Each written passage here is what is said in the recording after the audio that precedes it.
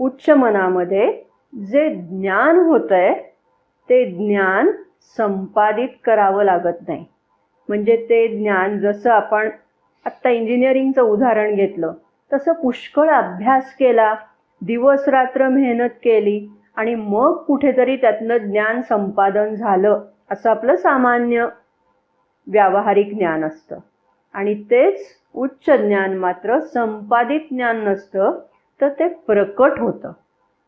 साधक जसजसा त्याचा वेध घेत जातो, वरच्या वरच्या चेतनेच्या श्रेणींवर चढायला लागतो, तेव्हा त्याला असं एकदम ज्ञान होतं.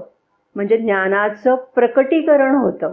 आणि ते प्रकटीकरण कशातनं होतं?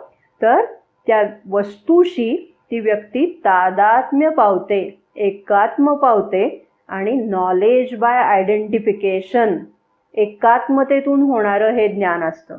त्याच्यामध्ये सत्याचा प्रकाश असतो, त्यामुळे ते तर्कबुद्धीसारखं डळमळीत नसतं. भलेही ते कुठल्या तरी एका पैलूचं ज्ञान असतं. म्हणजे समग्र सत्य आपल्याला त्यातनं हाती लागतं का? तर तसं ते होत नाही. सत्याचा कुठला तरी एक पैलू आपल्याला उच्च मनाच्या आधारे कवळता येतो, पण ते जे ज्ञान आहे ते सत्याचं ज्ञान असल्यामुळे ते निर्णायक स्वरूपाचं असतं. ते निश्चितार्थक असं ज्ञान असतं. त्याच्यामध्ये डळमळीतपणाला वाव नसतो.